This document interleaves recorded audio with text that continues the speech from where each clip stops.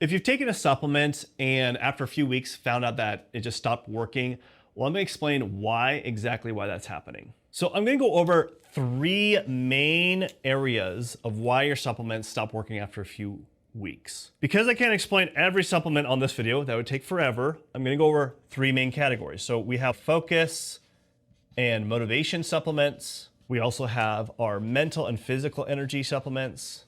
And then we have our stress and anxiety supplements. These are the main ones I usually typically talk about on this channel. So first, talking about the focus and motivation supplements. You guys have probably taken, let me know in the comments, but a lot of you guys have probably taken L-tyrosine. And you took it for a few weeks, you noticed an improvement in your focus and motivation, but then all of a sudden it stopped. Well, why did that happen? Well, one of the biggest issues that I see with this is tyrosine is only one piece of the puzzle. And that's why people will start seeing it starting to not work. So just like a car, if you ever tried to fix up your car, maybe you thought, okay, maybe it's a spark plug, and just changed the spark plugs. It worked for a bit, but then it still had an issue. Then you go on ChatGPT to look it up, and then you start looking, oh, maybe it's the aux sensor that I fixed that and it doesn't work. And it goes on. And then you finally go take it to a mechanic, and a mechanic will have a lot more equipment, and also it can hook it up to a computer and look at more of the diagnostics. So just like us, like a car, our body, we need to look at more in-depth diagnostics of specifically looking at labs to see what's specifically deficient. So with tyrosine, there is multiple steps because typically what we're trying to solve is we're trying to help improve dopamine, which is going to help with focus. Okay, that's typically why you might be taking tyrosine. The problem is when we are doing this for tyrosine, we're seeing it improve, but then it stops after a couple weeks. It's because of it could be that there's still issues in the conversion process from L-tyrosine to dopa, that there's certain vitamins that help with this process that you're deficient in. Or it might be here as well. Or it could be L-dopa all itself. Or it could also be phenylalanine as an issue of an amino acid that helps make tyrosine. Or it could be also phenylethylamine, which is an excitatory neurotransmitter. Sorry, because I'm getting really excited. But it could be an issue as well. So hopefully you're getting the point, is there could be multiple things that can be causing this issue, and you're only solving one piece of puzzle when you're using only one supplement that you may or may not be deficient in. And that's why it only worked for a few weeks, because there's so many other things that are still needed attention, and that's why lab testing is so important. Now, I'm not gonna go over the labs, but you could just download my ADHD lab protocol guide in the description below. It goes over all the labs. You can send this to your functional medicine doctor, or you can work with us. Again, all that information is in the description below. Now, another situation is that can happen. If you are taking tyrosine, let's say you're doing it at a very high dose. You're like, okay, maybe I just need to increase the dosages. And maybe that's you. And you maybe see, oh, it improved a little bit more. But all of a sudden now it just stabilized again. Or even worse, things got worse. And the reason this could be happening has to do with serotonin.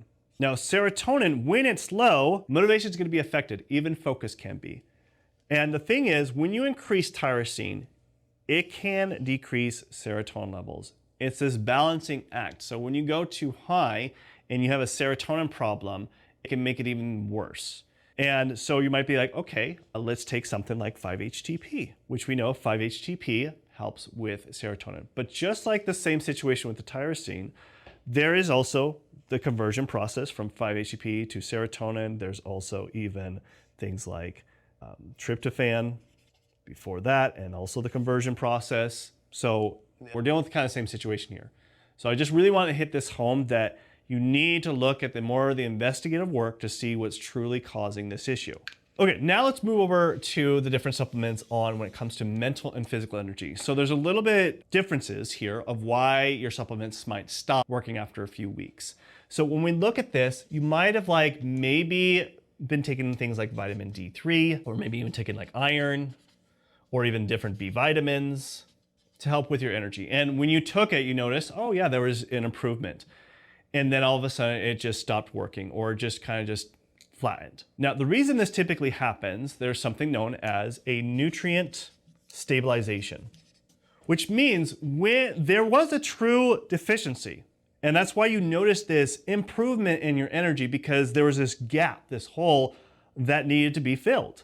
And once you fill it, your body is like, wow, I got some extra juice, extra energy. I've been missing this type of nutrient that I needed. But now that you filled it, it stabilizes. Doesn't mean it isn't still working. Like I wouldn't stop it. In fact, I would retest to see, okay, where are we at? You might need to increase the dosage. So that could be a situation that you maybe still need more, but it also could mean that since you filled that hole, there's still other holes that are causing your physical and mental energy issues. So what could those be? Well, this could be looking at different hormones, like looking at the thyroid, looking at like testosterone, looking at DHEA, which helps make testosterone, right? Also, conversion processes. Again, it's going back to what we talked about tyrosine, but different lab testing to see what's going on here. It could also be cortisol levels or issues, but it isn't just looking at just cortisol once, it's also looking at cortisol throughout the day to see where is it dipping and where is it spiking. So even time of the day if you take supplements is maybe why it's stabilizing for you as well. Because if you're randomly just taking them and just thinking, oh, this is the best time to take it, that could be also why it's just not working anymore because you're taking it at the wrong time. Now, when it comes to stress and anxiety type of supplements, this is where, very similar to the others, but there's something that even medications use when it comes to stress and anxiety and supplements that typically they're targeting, and that is GABA. So GABA is a neurotransmitter that regulate our stress and anxiety. When it's low, then we're gonna be more stressed and anxious. But the problem is, if you take something like GABA or even like something like L-theanine, which is great. I love L-theanine because it does help support improving GABA levels in all these different types of neurotransmitters. But if it stops working, it's also because there's certain things that are missing. So for example, when it comes to GABA, there is glutamine, which then gets converted to glutamate, and then glutamate to GABA. So these could be an issue that aren't being addressed, or it could be the conversions to be addressed and the different types of amino acids that help with this process from going from glutamine to glutamate to GABA. And we only will know that if we do tests for it. So like I said, you can download my ADHD lab protocol guide in the description below that goes over all the labs to order, take them to your functional medicine doctor, or you can work with us directly, whichever, but that will give you a clear picture of why your supplements aren't working or not consistently working, because you need to see what else is an issue, because you're only fixing one piece of the puzzle. You gotta fix all of them. You just need to identify what they are. And that's what labs do. Just like if you're taking your car to a mechanic, they're gonna hook it up to a computer and diagnose the situation. Now, one other very important thing that people look over when it comes to why your supplements aren't working or they stopped working is the things that we eat and we consume, and even supplements. And I do this with every single one of my patients, is I make sure that we optimize one thing before we implement any kind of supplements or treatment, and that is the digestive system. So if you're dealing with any kind of gassing, bloating, if you're not having 2 to 3 bowel movements a day, then you have a digestive issue and it's not working optimally. When the gut's not working optimally, guess what? It's not gonna break down those supplements properly. It's not gonna help utilize it so our body can absorb the nutrients that the supplements that we're consuming, and that's why this needs to be addressed. And that's probably why your supplements are not working consistently. And I do this with all my patients to make sure we're making sure this works.